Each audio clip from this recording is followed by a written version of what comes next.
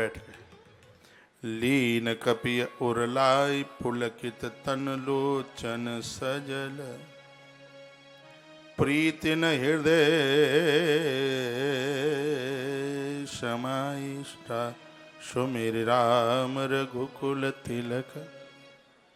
भगवान का ही तिलक हनुमान जी के मस्तिष्क पर लगा हुआ था।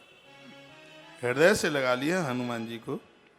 रघुकुल तिलक श्री रामचंद्र जी का स्मरण करके भरत जी के हृदय में प्रीति समा नहीं रही थी। जब हनुमान जी होश में आ गए, फिर कहा, तात कुशल कहूँ सुख निधान की, सहित अनुज अरु मातु जानकी। पहले परिचय पूछा, हनुमान जी ने परिचय बता ही दिया था। फिर श्री भरतलाल जी ने पूछा, भैया कैसे हैं, मेरी माँ जानकी कैसी है, मैं कितना अभागा हूं, मैंने तुम्हें घायल कर दिया। जब हनुमान जी ने ये कहा था कि मैं रामदूत हूं, मैं प्रभु राम जी का भगत हूं, उस पर निकल शिवरंजन, मैं भगवान प्रभु श्री राम जी का परम भगत हूं, संजीवनी लेने के लिए आया था। लक्ष्मण के प्राण बड़े संकट में हैं, भैया भरत तुमने मुझे बाण मार डाला। यह सुनकर के भरतलाल कितने चीखे हैं और छाती पीट पीट के यही कहते हैं, मैं कितना अभागा हूं, मेरी वजह से अवध अनाथ हो गया, पिताजी की मृत्यु हो गई, मेरी वजह से अयोध्या अनाथ हो गई, प्रभु श्री राम का वनवास हुआ, मेरी वजह से माता जानकी का हरण हो गया, और मेरी वजह से आज लक्ष्मण के प्राण भी संकट में पड़ गए, मैं कितना अभागा हूं। श्री भरत की रुदन करने की आवाज आज अवधवासियों ने सुनी। सब दौड़ते दौड़ते आ रहे थे। ऐसा लग रहा था कि किसी के भी हृदय में जान नहीं है। माता कौशल्या, सुमित्रा और कैकेयी भी, ये भी तीनों देवियां आई।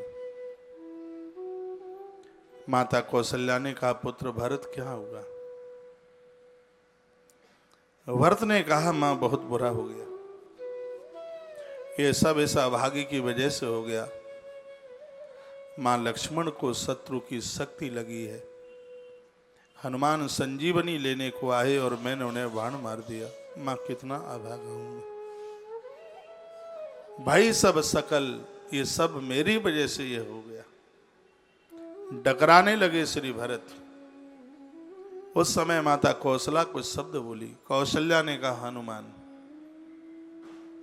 राम को जाकर मेरा संदेश दे देना, राम को बोल देना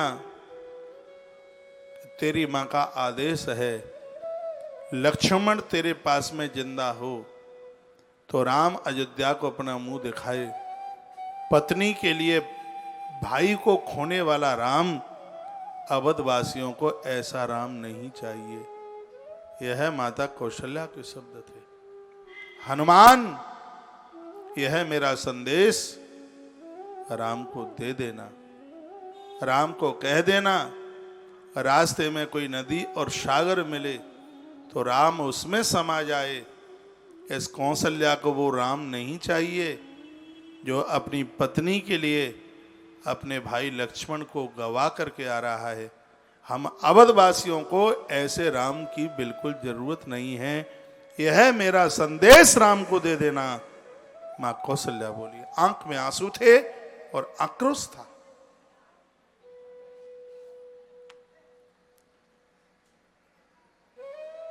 वहीं माता सुमित्रा बैठी थी। सुमित्रा ने कहा, हनुमान मेरा संदेश राम के पास पहुंचा दे। लक्ष्मण की मृत्यु हुई है, यह सुमित्रा कभी भी राम को लाना नहीं देगी। मैं कभी भी नहीं पूछूंगी कि राम मेरा पुत्र कहां है। मेरा दूध धन धन हो गया कि मेरा पुत्र राम की सेवा में तो आया। हनुमान मेरा संदेश राम को सुना देना, कह देना कि लक्ष्मण की मौत हो गई, राम इसके लिए खेद ना करे। अभी सुमित्रा के पास दूसरा भी लाल है, मैं यहां से शत्रुघ्न को भेजती हूं, निशाचर रावण को पटक करके मार के जानकी को अयोध्या में लेकर के राम आवे, आरती सुमित्रा उतारेगी। ये माता सुमित्रा ने कहा, अभी मेरे पास दूसरा भी लाल है। कैकेयी इधर बैठी थी। भरत की आंख में इस शब्द सुनकर के आंसुओं के पनारे चल पड़े और कैकेयी को कहा, इस धरती पर तुझसे अभागिन कौन है? एक तो वह नारी है जो राम के लिए अपने दोनों पुत्रों को खपा रही है, एक तू है जो अपने पुत्र के लिए राम को देश निकारा दे रही है। धिक्कार है तेरे लिए, धिक्कार है। शर्मिंदित हो गई कैकेयी, लज्जित हो गई कैकेयी। मां सुमित्रा पूछ रही थी, हनुमान बस इतना सा बता दो, शक्ति लखन की पीठ पर लगी है या छाती पर लगी है? हनुमान जी ने कहा, मां शक्ति तो छाती में ही लगी है, यदि पीठ पर लगती होती तो? मां सुमित्रा कहती है, हनुमान यदि शक्ति पीठ पर लगी होती तो ये संजीवनी लेकर मैं तुम्हें नहीं जाने देती। मैं ये कहती मरता है तो मर जाए, मैं समय लेती। यदि शक्ति पीठ पर लगी है तो दुश्मन के सामने से कायरों की तरह भागा होगा, इसलिए दुश्मन ने पीठ के पीछे बाहर कर दिया। हनुमान, क्षत्रियाणी का दूध लज्जित हो जाता है जब दुश्मन का वाण योद्धा की पीठ के ऊपर लगता है, और उस क्षत्रियाणी का दूध धन्य धन हो जाता है जो देश और धर्म के लिए अपना सीना तान करके दुनिया छोड़ करके जाता है।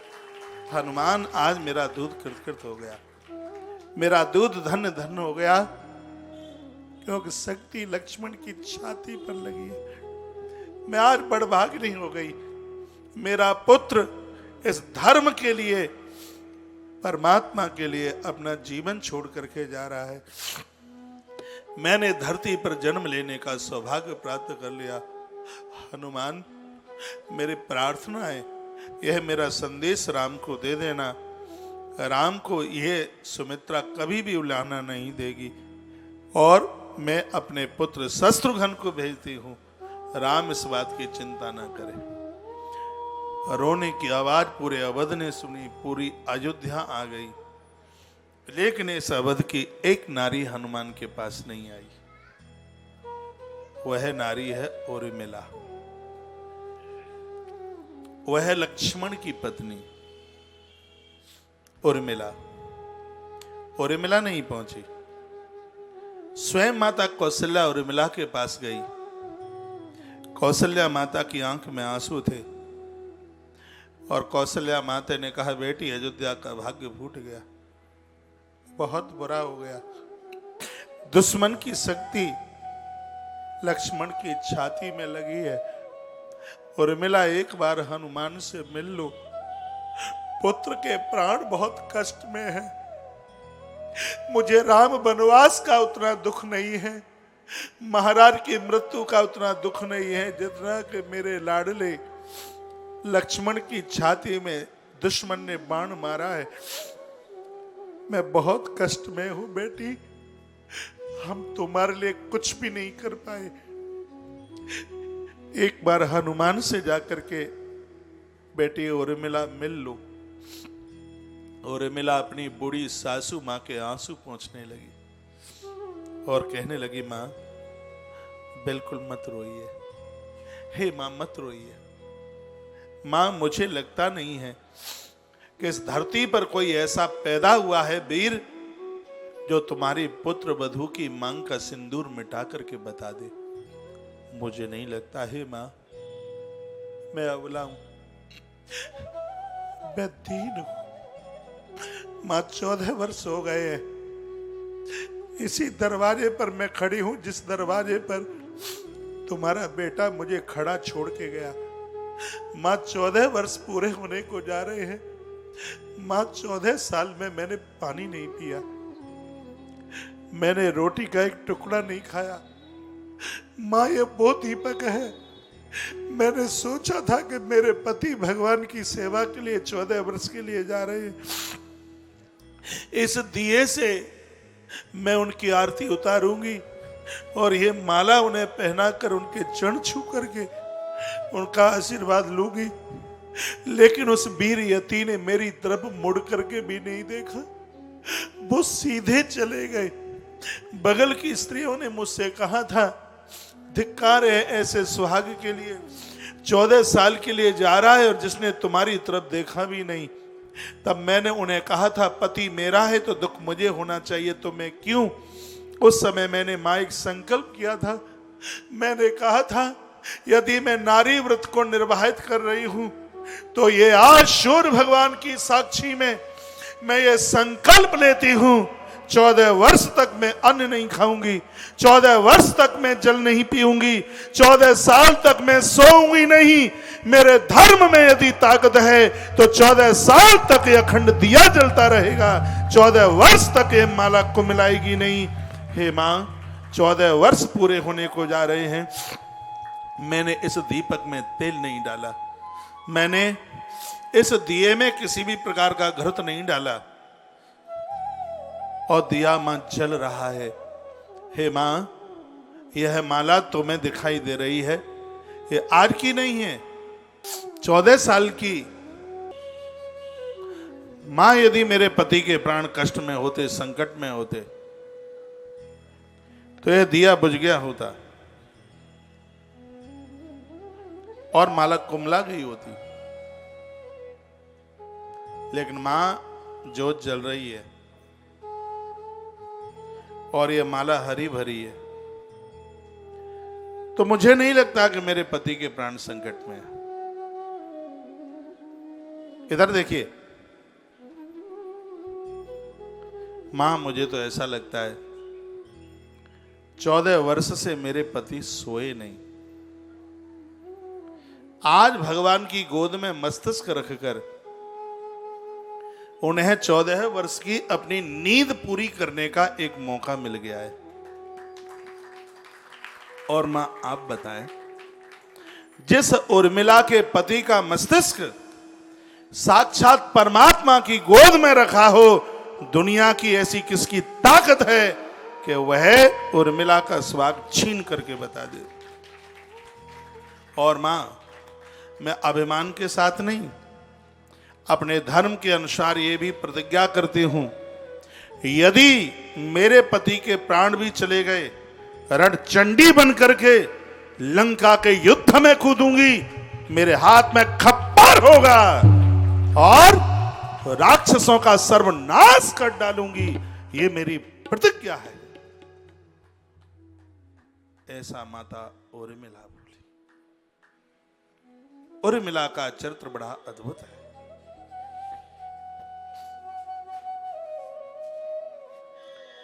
लक्ष्मण वन में तपे, उर्मिला घर में तपी है। तपस्या के बिना तो कोई ईश्वर के चरणों में रह ही नहीं सकता। उर्मिला ने वहीं से हनुमान को प्रणाम किया।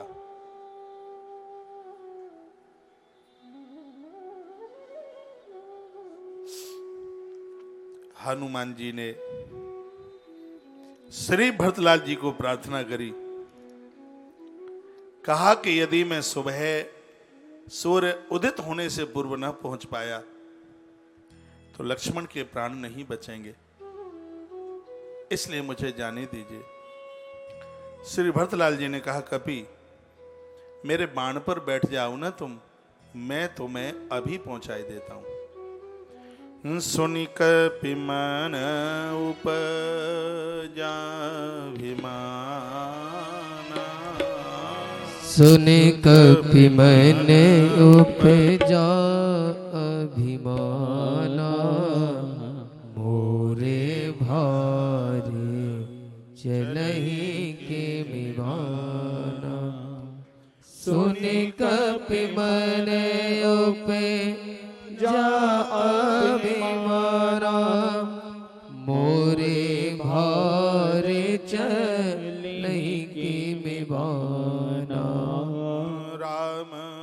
प्रभावे विचारे बहोरी राम प्रभावे विचारे बहोरी बंदे चरण कहे कभी कर जोरी तब प्रताप उर राखे प्रभु। मन में ऐसी बात आई थी, लेकिन तब हनुमंत लाल जी ने कहा, भैया भरत, आप परम साधु हैं और जो बात आपने कही है वो आपके लिए बिल्कुल संभव है। मुझे आज्ञा दीजिए, मैं जैसे आया हूं और मैं वैसे ही जाऊंगा। इधर आधी रात से ज्यादा समय बीत गया था। अर्ध रात गही कपिनी आयुहु, राम उठाए अनुजोर लायुहु। प्रभु श्री राम जी आधी रात हो गई थी, हनुमान नहीं आए तो बहुत रुदन कर रहे थे।